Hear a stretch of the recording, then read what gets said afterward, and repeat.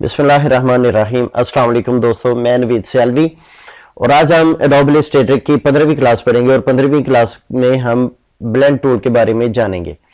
Blend tool बहुत मज़े का टूल है। इससे हम शेप्स भी क्रिएट कर सकते हैं, ग्राउंड्स भी बना सकते हैं। बहुत ज़बरदस्त चीज़ें इससे हम जो है वो अपने इस्तेमाल में लाने के लिए बना सकते हैं। चलिए अब इसे अप्लाई करके देखते हैं।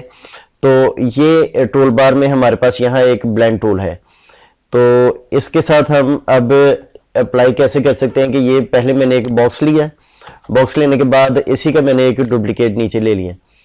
इसको थोड़ा सा बड़ा कर लेते हैं। अब इन दोनों को सिलेक्ट करने के बाद इस ब्लेंड टूल पे मैंने क्लिक किया, फिर इस छोटे बॉक्स पे क्लिक किया, बाद में बड़े पे किया। ये ज़रूरी नहीं है, आप बड़े पे क्लिक करके छोटे पे भी कर सकते हैं, ये कोई इसमें बाउंड नहीं है। हम तो ये मैंने मुझे ऐसे आसान लगा तो मैंने ऐसे कर लिए। तो अब ये आपने देखा कि ये सबसे बड़ा, फिर उससे छोटा, फिर उससे छोटा, फिर ये हमारा जो ओरिजिनल है। यानी कि इसमें जो ओरिजिनल दो हमारे पास शेप्स होंगी या जो हमारे पास दो मुख्तलिफ साइज होंगे, ये उन दो को आपस में ब्लेंड करेगा। यानी कि अगर मेरे पास सर्कल है और मैंने इसको स्क्वायर के साथ ब्लेंड किया है, तो वो सर्कल ब्लेंड की तरफ जाते जाते स्क्वायर में कन्वर्ट हो जाएगा। अब वो उसे भी अप्लाई करके देखते हैं कि वो कैसे होगा। कि ये मैंने एक फिर से एक स्क्वायर लिया, स्क्वायर के साथ इधर मैंने एक सर्कल ले लिया।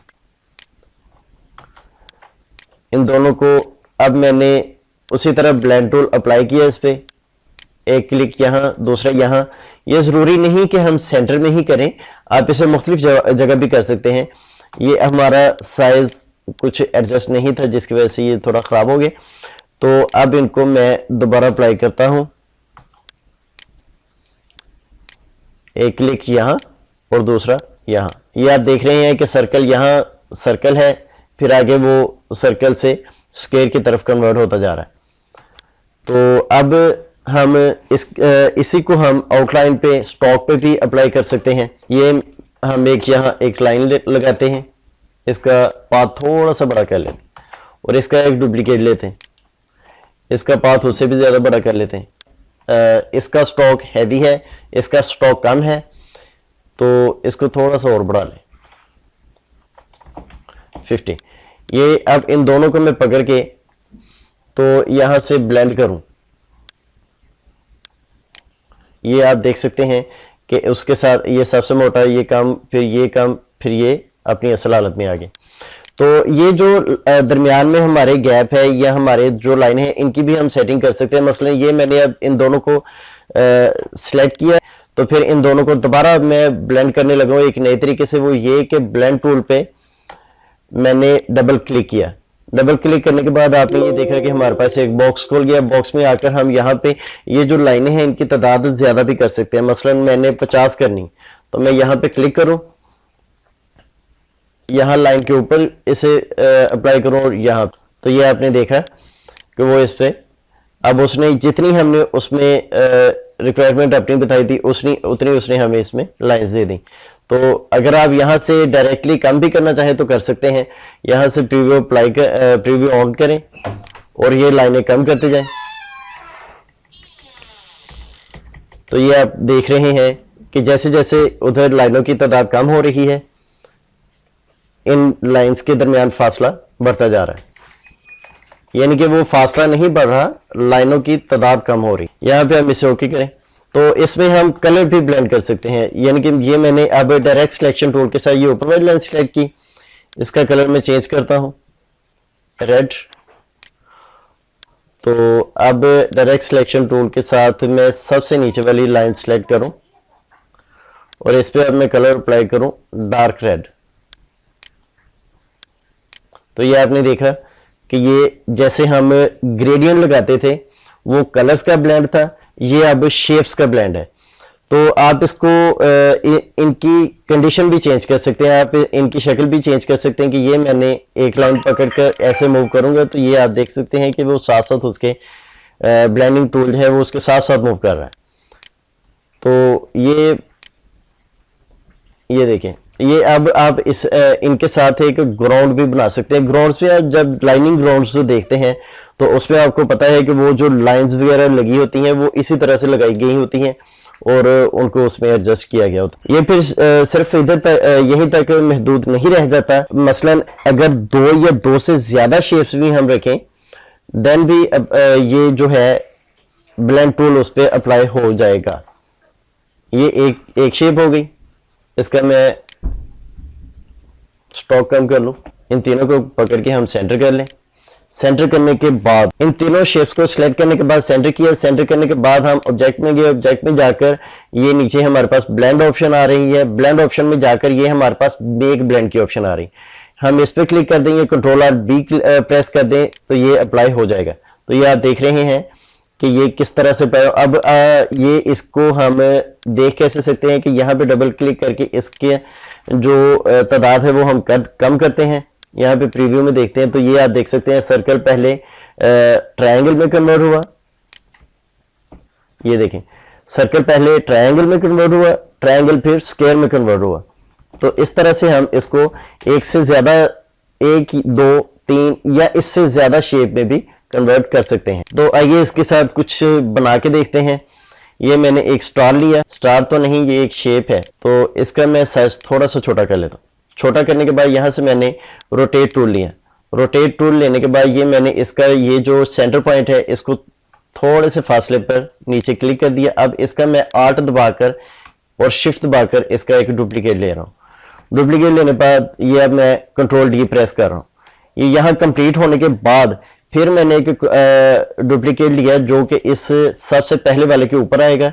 ये अगर मैं उसके ऊपर नहीं लूंगा तो जो ब्लेंड होगा तो वो यहाँ से टूटा हुआ होगा। तो अब हम इन सब को सिलेक्ट करते हैं। सिलेक्ट करने के बाद ये मैंने अब Ctrl+Alt+B प्रेस किया तो ये आपने देखा कि एक बहुत ज़बरदस्त सी शेप बन गई। हम इसके अब कलर भी चेंज कर सकते हैं। मसलन ये अब मैंने डायरेक्ट सिलेक्शन टूल के साथ ये नोट सेलेक्ट की, इसके हम यहाँ से कलर चेंज कर सकते हैं।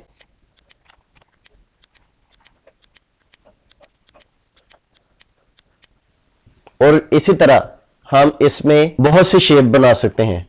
मसलन अब ये एक फ्लावर बनाते हैं, उसमें ये है कि ये हम यहाँ एक सर्कल लेंगे। सर्कल लेने के साथ इसको थोड़ा सा छोटा कर लें। उसके बाद सर्कल टूल के साथ ही एक यहाँ पे ओवल बनाएं।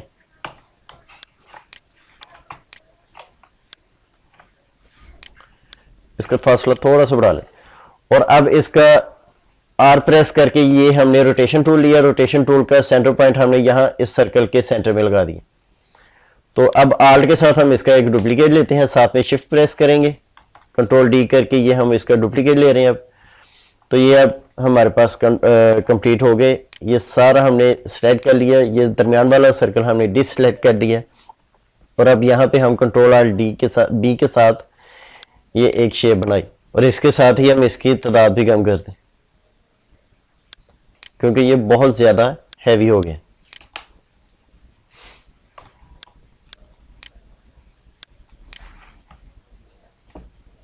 यहां से प्रीव्यू ऑन करें ताकि नजर आता रहे।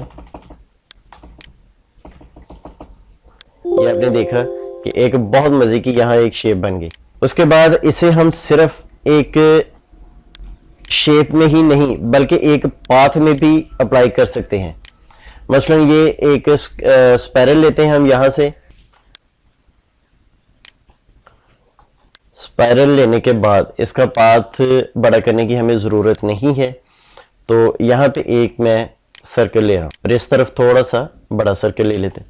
अब इन दोनों को सिलेक्ट करके यहां से पहले इसकी मैं तादाद कम कर रहा हूं।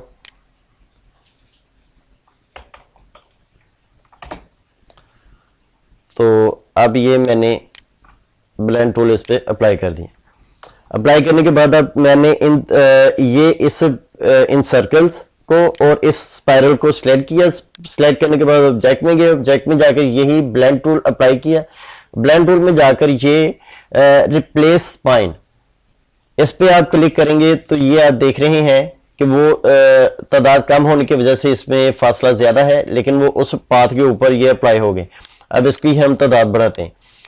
तो प्रीव्यू ऑन करें ताकि पता चल सके। जैसे जैसे आप तादाद बढ़ाते जाएंगे तो ये आप देख रहे हैं कि बिल्कुल उसकी शेप में ये सर्कल जो है हमारे अप्लाई हो चुके हैं। अगर इसका साइज बड़ा हो या किसी किस्म का इशू हो तो ये हम इस पे अप्लाई करने के बाद भी उसमें एडिटिंग कर सकते हैं। मसलन ये अब मैंने डायरेक्ट सिलेक्शन टूल के साथ एक सर्कल लिया, सर्कल को अब मैंने इसको अब मैं यहाँ से छोटा कर सकता हूँ। जैसे ही मैं इसका साइज छोटा करूँगा ये सब में ऑटो अप्लाई होता जाएगा। अगर आप यहाँ से ये सबसे बड़ा है इसको पकड़ के करें तो ये आपने देखा कि उस सब पे ये अप्लाई हो गया। अब इसकी आप मज़ीद तादाद बढ़ा लें तो ये कुछ इस तरह से हो जाएगा। इसका फिर लगा के देखते हैं कि ये क्या बना। ये हमारे पास शेप बन जाएगी। तो ये हम इसी तरह स्क्वायर पे भी अप्लाई कर सकते हैं। ये हमारे पास स्पाइरल आ गया। स्पाइरल लेने के बाद ये अब मैं स्केल लगा रहा हूँ, इस पे ये मैंने ब्लेंड टूल अप्लाई किया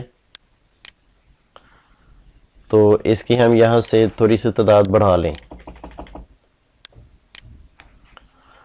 ओके, अब इन दोनों को सिलेक्ट करें। उसी तरह इसमें जाएं हम कि ऑब्जेक्ट में जाकर ये ब्लेंड पे जाकर ये रिप्लेस स्पाइरल क्लिक। ये हमारे पास अभी कम है तो यहाँ से जाकर इनकी तादाद हम बढ़ा सकते हैं। यहाँ से प्रीव्यू ऑन करें ताकि आपको पता रहे कि बन क्या रहा है। तो अब ये इस पे अप्लाई हो गए। अप्लाई होने के बाद आप देख रहे हैं कि सारे स्क्वायर जो है वो एक ही डायरेक्शन में है। अगर आप चाहते हैं कि ये सारे स्क्वायर जो है ये एक डायरेक्शन में आए, जैसे जैसे कि ये लाइन चल रही है उसके साथ साथ ये पाथ के साथ साथ अपनी डायरेक्शन चेंज करें, तो यहाँ आप ब्लेंड टूल पे डबल क्लिक करें और यहाँ पे हमारे पास एक दूसरी ऑप्शन आ रही है अलाइन टू पाथ।